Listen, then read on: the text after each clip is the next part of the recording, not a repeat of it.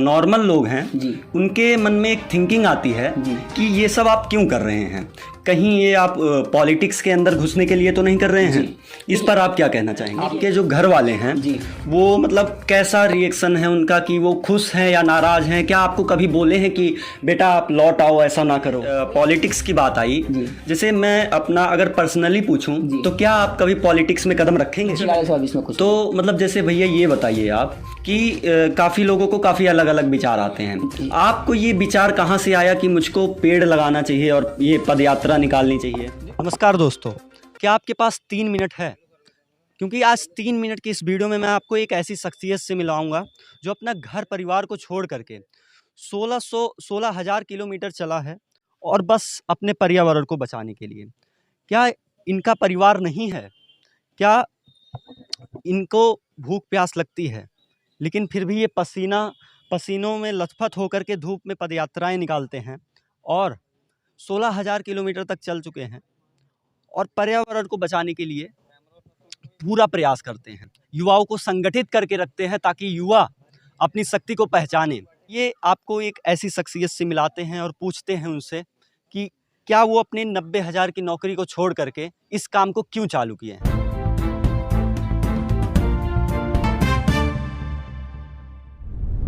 इस समय आप जिसको अपनी स्क्रीन पर देख रहे हैं वो है आशुतोष पांडे जी।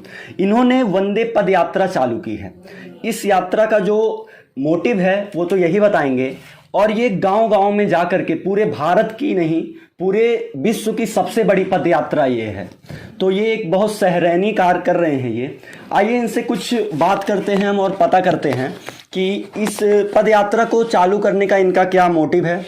तो सबसे पहले भैया मैं आपसे ये चाहूँगा कि अपना परिचय आप ठीक से दें। जी, बहुत बहुत धन्यवाद। सबसे पहले आप हमारे छोटे भाई हैं और सुल्तानपुर को आप एक बहुत अच्छी न्यूज़ सर्व करने के लिए हमारे पास बैठे हैं। जी, मेरा नाम आशुतोष पांडे है और आपने फिलहाल हमारी पदयात्रा के बारे में बताया। मैंने पूरे देश की 16,000 किलोमीटर की पदयात्रा करी। ये पदयात्रा सिर्फ इसलिए थी ताकि देश की प्रकृति को बचाया जा सके। इसकी शुरुआत 4 दिसंबर 2022 को हुई थी और यात्रा की जो समाप्ति हुई थी वो 15 सितंबर 2024 को हुई थी। सिर्फ 22 महीने लगभग पदयात्रा चली और उसके बाद फिलहाल मेरा सुल्तानपुर की 5 विधानसभा में एक पदयात्रा चल रही है। मेरा निवास क्योंकि सुल्तानपुर है, मेरा पैतृक निवास लेखाई पांडे का पुरवा इसौली विधानसभा के दमोह थाना क्षेत्र में पड़ता है। और जब मैं पूरे देश में पैदल चलकर आया तो विषय यही था कि सुल्तानपुर को हम कैसे क्या बेहतर दे सकते हैं, उसके लिए फिलहाल काम करना हुआ। तो उसके बीच में फिलहाल पैदल चलते हुए आज हमारे बीच में आना हुआ, आप सबके बीच में आना हुआ। यहाँ पर हम पहुंचे मोतीगरपुर, यहाँ पर एक समर्थन पदयात्रा निकाली गई थी। तो इसके बीच में आपको जो कठिनाइयाँ होती हैं जी, आप उनसे कैसे जो है जूझते हैं?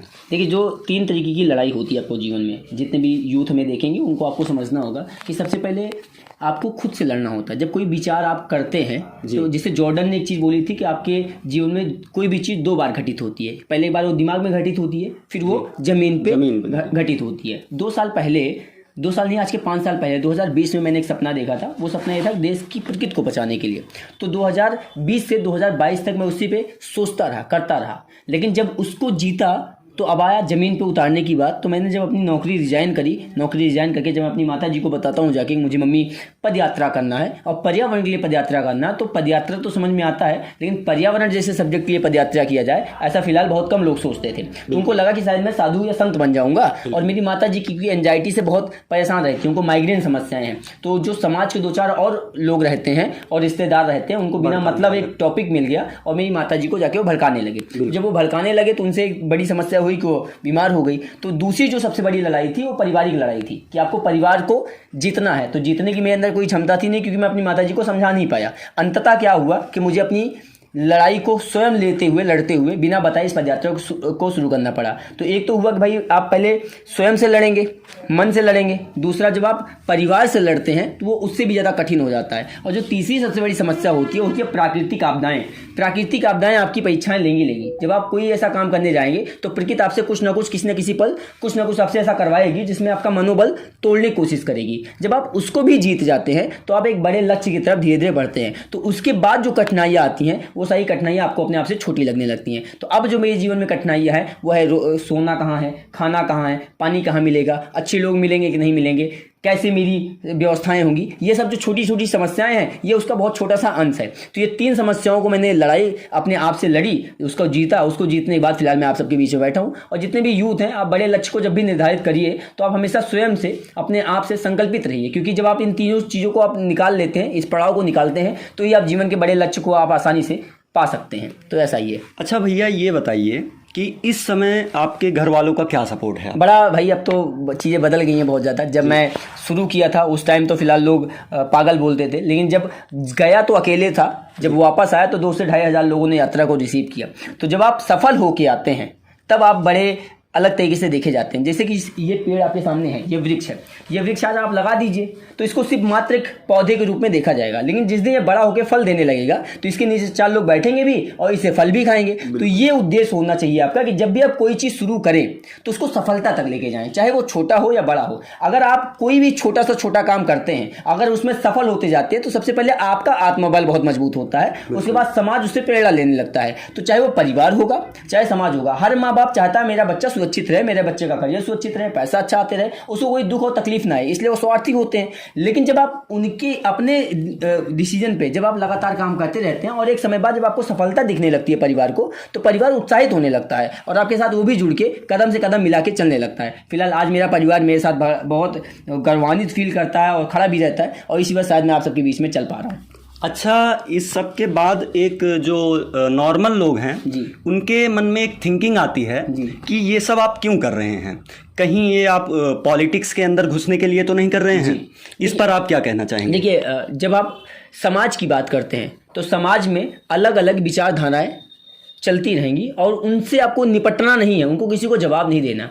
क्योंकि आप जब जवाब देने की बात करते हैं ना तो आप वहीं पे उलझने लगते हैं। आप मेरे बारे में अच्छा सोचेंगे या आप मेरे बारे में बुरा सोचेंगे, ये सिर्फ आपका पर्सनल व्यक्तित्व हो सकता है, क्योंकि जैसी आपकी विचारधारा होगी वैसे ही आपका व्यक्तित्व होगा। तो विचारधारा ही व्यक्तित्व का निर्माण करती है। तो अगर मेरे बारे में अच्छा सोचेंगे, आज एक लड़का निकला है जो पेड़ लगाने के लिए निकला है, इससे कुछ नहीं तो कम से कम एक पेड़ लगेगा, कम से कम पशु पक्षी जीव जंतु बैठेंगे या हमें कम से कम छाया मिलेगी। अगर आप मुझ में ये देखेंगे तो मैं आपको दुनिया का सबसे अच्छा इंसान दिखाई दूंगा। लेकिन जब आप मुझे देखेंगे कहीं ये 4 लोग इकट्ठा करके नारा लगवा रहा है, बाद में कहीं जाके चुनाव न लड़ ले, या तो उसमें मेरा कोई दोष नहीं है। इससे ये साबित होता है कि जिस समाज के बीच में आप बैठते हैं या जिसके बीच में आप बैठते हैं वहां पे इसी तरीके की बात होती है कि आप दूसरे के अंदर केवल कमी देखते हैं। तो उनको मैं इग्नोर करता हूं, क्योंकि अपना लक्ष्य यही है कि युवाओं को जोड़ा जाए, अपने छोटे भाइयों को बताया जाए भाई हमारे पास हमारी दूसरी माँ है जो 9 महीने पेट में एक रखती है, जन्म देती है, और एक जिसने जन्म देने के बाद तुरंत मैं ऑक्सीजन दिया, पानी दिया, खाना दिया। अब उसकी तरफ अगर आप बढ़ पाए तो जीवन का सबसे बड़ा काम कर पाएंगे। तो इग्नोर करिए, क्योंकि 1000 चीजें आप जवाब नहीं दे सकते। जहां से पॉलिटिक्स की बात आई, जैसे मैं अपना अगर पर्सनली पूछूं तो क्या आप कभी पॉलिटिक्स में कदम रखेंगे? जीवन में नहीं, जीवन में नहीं। लेकिन जीवन में यही सही है कि जब आप पॉलिटिक्स की बात करते हैं, जब आप समाज की बात करते हैं बदलने के लिए, तो पॉलिटिक्स आपसे दूर नहीं हो सकती है। पॉलिटिक्स के आसपास ही आपका जीवन बीतेगा। बिल्कुल। जितने भी लोग मिलेंगे कहीं ना कहीं, वो चाहे आप मीडिया से हैं तो भी पॉलिटिक्स के आसपास मिलेंगे, आप नेताओं से मिलेंगे तो भी पॉलिटिक्स के आसपास मिलेंगे, क्योंकि आप सोशल मीडिया पर बहुत एक्टिव रहते हैं तो आपसे पॉलिटिशियंस जुड़ना भी चाहेंगे। आप समाज में अच्छा काम करेंगे तो पॉलिटिक्स आपके आसपास रहेगी। लेकिन जो मेरा पर्सनल अगर आप बात करेंगे तो पर्सनल में जीवन में ना मेरा ऐसा व्यक्तित्व है और ना कभी जीवन में ऐसा होने वाला। कारण ये है कि पॉलिटिक्स में अपने आप को स्थापित करने के लिए किसी भी स्तर पे जाना पड़े तो सामने वाले को तैयार रहना चाहिए। अपनी वो व्यवस्था है कि भाई अगर एक चींटी भी मर रही होगी आपके सामने तो आपको अंदर से तकलीफ होती है। तो ना ही अपना ऐसा व्यक्तित्व है और ना ही ऐसा फैमिली बैकग्राउंड रहा है अपना कभी भी। एक मिडिल क्लास फैमिली से हूँ। और दूसरा ये है कि केवल सोसाइटी के लिए अच्छा काम करना है और बहुत अच्छा काम किया जा सकता है। अगर पॉलिटिक्स में ना भी जाइए आप तो भी बहुत बड़ा चेंज ला सकते हैं। ऐसा बहुत बड़ा एग्जांपल महेश शर्मा जी हैं, झाबुआ के महेश शर्मा जी, इनको पद्मश्री मिला हुआ है। 25 सालों के अंदर उन्होंने झाबुआ की पूरी व्यवस्थाएं को बदल दिया। उसमें किसी राजनीतिक सपोर्ट नहीं रहा। उनको फंड आता होगा, एनजीओ चलाते हैं, लोग करते हैं, सपोर्ट करते हैं, वो अलग बात है। लेकिन क्योंकि किसी पार्टी के झंडा के नीचे काम नहीं करते, उसके बाद भी समाज सेवा कर ले रहे हैं, तो किया जा सकता है अगर आपके अंदर आपका समर्पण अच्छा है तो फिलहाल सब इसमें कुछ। तो मतलब जैसे भैया ये बताइए आप कि काफ़ी लोगों को काफ़ी अलग अलग विचार आते हैं। आपको ये विचार कहाँ से आया कि मुझको पेड़ लगाना चाहिए और ये पदयात्रा निकालनी चाहिए? देखो, अगर मैं आज बात करूँ तो ये विचार करने का सब्जेक्ट नहीं है, ये तो करने का सब्जेक्ट है, क्योंकि समय कम बचा है। लेकिन जब मेरे अंदर विचार आया तो उसका सिर्फ विचार कारण था कोविड समय। कोविड समय में मेरे 2 दोस्त थे जिनकी ऑक्सीजन न मिलने की वजह से डेथ हो गई। अच्छा, आप अच्छी नौकरी कर रहे हैं, स्टेब्लिश जॉब कर रहे हैं, आपके पास पैसा है, और आपके 2 भाई जो बीमार होते हैं, इनको आप हॉस्पिटल लेके भाग रहे हैं और आप 2 बेड नहीं पा रहे हैं। उसके बाद बेड मिलता है तो आपको 2 ऑक्सीजन सिलेंडर नहीं मिलता है। जब ऑक्सीजन सिलेंडर नहीं मिलता तो उनको आप तड़पते हुए मरते देखते हैं, और जब वो मर जाते हैं तो कुछ लोग तो जाके उस कंपनी में नौकरी कर लिए, लेकिन उसके बाद मेरा उस नौकरी में मन ही नहीं लगा कभी भी। हो सकता है आप कितने मेरे साथ जानबूझ के इस काम के लिए चूज़ किया हो, आज भी मेरे अंदर मोटिवेशन नहीं आया। पैसा कम होता है मैं किसी को बताता नहीं हूँ। मेरे साथ मेरे 2 भाई रहते हैं जिनकी जिम्मेदारी मेरी है। अभी वो घर गए तो भी मैंने, विराट भाई बैठे थे, मैंने उनको अपनी जेब से पैसा निकाल के दिया। मैंने विराट भाई को अपनी जेब से पैसा निकाल के दिया। एक रिक्शा मेरे साथ में है, उस रिक्शे पे हम 8,500 रुपये खर्च करते हैं। तो ऐसा नहीं है कि आपको आर्थिक जरूरत नहीं पड़ती है, सब चीज़ें करते हैं, लेकिन मैं किसी से इस चीज़ को कह नहीं पाता हूँ। तो इस चीज़ को लेकर फिलहाल मैं आगे बढ़ता रहता हूँ। अच्छा, तो इस समय आपके जो घर वाले हैं जी, वो मतलब कैसा रिएक्शन है उनका, कि वो खुश हैं या नाराज़ हैं? क्या आपको कभी बोले हैं कि बेटा आप लौट आओ, ऐसा ना करो? नहीं, ऐसा कभी नहीं हुआ, ना कभी जीवन में। फिलहाल अब भविष्य में होगा। अच्छा, क्योंकि मेरी शादी भी हो गई है, तो मेरी जो वाइफ है वो भी काफ़ी इस चीज़ में सपोर्ट करती हैं। वो MBBS हैं, तो उनका भी समाज के प्रति बड़ा समर्पण रहता है। तो वो चाहती हैं कि फिलहाल मैं समाज सेवा करती रहूँ और करता रहूँ, और जो भी अर्थ की व्यवस्था होती है तो वो कहती हैं मैं आपके पीछे बैठी हूँ, जितने पैसे की जरूरत पड़ेगी 1,000, 2,000, 5,000 मैं आपको फिलहाल पीछे से देती भी रहूँगी। तो इस तरीके से अपना जीवन चलता रहता है। अच्छा जी। अच्छा, एक बार सर आप बताएंगे कि आप जो है कहाँ तक की यात्रा कर चुके हैं? जी, उत्तर प्रदेश, बिहार, झारखंड, छत्तीसगढ़, उड़ीसा, आंध्र प्रदेश, तेलंगाना, तमिलनाडु, केरल, कर्नाटक, गोवा, महाराष्ट्र, गुजरात, मध्य प्रदेश, उत्तराखंड, हिमाचल, लद्दाख, कश्मीर, पंजाब, हरियाणा, दिल्ली और राजस्थान के बाद उत्तर प्रदेश के 55 जिलों की पदयात्रा हुई। उसके बाद फिर मेरा सुल्तानपुर आना हुआ। अच्छा, तो अब ये पदयात्रा अभी भी इसके बाद भी कंटिन्यू ही रहेगी? ये पदयात्रा चल रही है। 5 विधानसभा हमारी पदयात्रा चलेगी। 1,000 गांव में लगभग 21,000 वृक्ष लगाए जाएंगे। यात्रा समाप्ति हमारी कूड़धाम आश्रम पे होगी, जो पौराणिक स्थान है सुल्तानपुर का। बहुत पौराणिक स्थान है, बहुत कम लोग उसको जानते हैं। वहाँ पे 1 बीघा में पूरा का पूरा सगरा आश्रम बनाएगा, जहाँ पे 21,000 वृक्ष लगाने के पहले सुल्तानपुर के लोगों को बुलाया जाएगा। उसके बाद सुल्तानपुर में हर साल हम इन्वायरमेंट समिट करवाएंगे, जिसमें जितने भी इन्वायरमेंटलिस्ट हैं, समाजसेवी हैं, पत्रकार हैं, उन सभी भाइयों को बुलाया जाएगा, ताकि सुल्तानपुर के भविष्य को बचाए रखने के लिए चर्चा किया जाए। उसमें 3 विशेष होगा। एक ये होगा कि पर्यावरण है, जिसमें हवा, पानी और खाना बचाया जाए। दूसरा होगा शिक्षा, क्योंकि जिस तरीके से शरीर को जिंदा रहने के लिए हवा, पानी, खाने की जरूरत पड़ती है, उस तरीके से दिमाग को जिंदा रखने के लिए, अपने ब्रेन को बनाए रखने के लिए हमें शिक्षक की जरूरत पड़ती है। और उसके बाद स्वास्थ्य, क्योंकि आप देखेंगे स्वास्थ्य व्यवस्थाएं हमारी और अच्छी हो जाए तो हम शायद इस बढ़ती हुई जनसंख्या को एक अच्छा व्यवस्था हम दे पाएंगे। तो 3 चीज़ों पे अपना फिलहाल विशेष फोकस है। और चौथा जो होने वाला है वो, जैसे भारत का चौथा स्तंभ बोला जाता है मीडिया, तो चौथा स्तंभ जो मीडिया है उससे बहुत विनम्र निवेदन होता है कि आप नाचना गाना, आपको वायरल होने के लिए और कंटेंट आपको बहुत मिल जाएंगे, दिख जाएगा, आप उसको करेंगे, लेकिन बहुत आपका नैतिक जिम्मेदारी बनती है। वो बनती है कि आप समाज सुधार करने के लिए एक ऐसी आवाज़ बनाइए, पर्यावरण पे बात करिए, शिक्षा पे बात करिए, स्वास्थ्य पे बात करिए, गली में आपकी सड़क खराब होगी उसकी बात करिए, कोई बीमार हो गया उसकी बात करिए, किसी जगह अपराध हो रहा है उसकी बात करिए। क्योंकि आप जब माइक उठाते हैं तो आप किसी का विश्वास तुरंत बन जाते हैं, और अगर वही माइक किसी के लिए अपराध का कारण बनने लगे तो समस्याएं कहीं ना कहीं बढ़ने लगती है। तो अपने छोटे भाइयों से और आपसे भी, क्योंकि आप युवा हैं, तो मैं चाहूँगा कि आप इसके लिए फिलहाल हमेशा समर्पित रहेंगे और लोगों की आवाज़ उठाते रहेंगे। बिल्कुल सर, ये तो है ही। और आपसे एक लास्ट क्वेश्चन पूछना था। आप एक ऐसा ठोस मैसेज युवा को क्या देना चाहते हैं? युवा को ही नहीं है, पूरे समाज को क्या एक ऐसा ठोस मैसेज देना चाहते हैं? आप हमारे चैनल के माध्यम से बताएं। देखिए, मैं सिर्फ इतना बोलना चाहूँगा कि खुद को समझने के लिए थोड़ा सा टाइम लो, और आपकी जो बहुत ज़रूरी चीज़ है आप उसमें विचार करना कि आप अभी तक जिंदा हैं तो सिर्फ किसके लिए है, या किस वजह से जिंदा रहे। अगर आप इस पर विचार कर पाए तो आप 2 ही चीज़ पाएंगे कि आपके पास यहाँ पे, जहाँ पे मैं बात कर रहा हूँ, यहाँ पे हवा है। आप उसके बाद बात करेंगे तो आपको पानी मिलेगा। उसके बाद अगर आप खाना नहीं मिलेगा, आपको भोजन नहीं मिलेगा, तो आप मेरी बात नहीं सुन पाएंगे। अगर आप ये तीनों चीज़ें सुरक्षित कर पाएँ, आप खूब पैसा कमाइए, कोई समस्या नहीं है। मंडे टू सैटरडे खूब पैसे कमाइए, लेकिन संडे को जब सुबह उठिए तो पूरे हफ्ते में ये कैलकुलेट करिए कि आपने पूरे हफ्ते जो किया उसमें से इस देश को आपने क्या समर्पित किया। अगर आप देश का सिर्फ पूरे हफ्ते का केवल 1 घंटा इस देश को समर्पित कर दें तो 142 करोड़ लोग हैं। 142 करोड़ घंटा जब इस देश को समर्पित होगा निर्माण के लिए, तो ये सोने की चिड़िया फिर से बन जाएगी।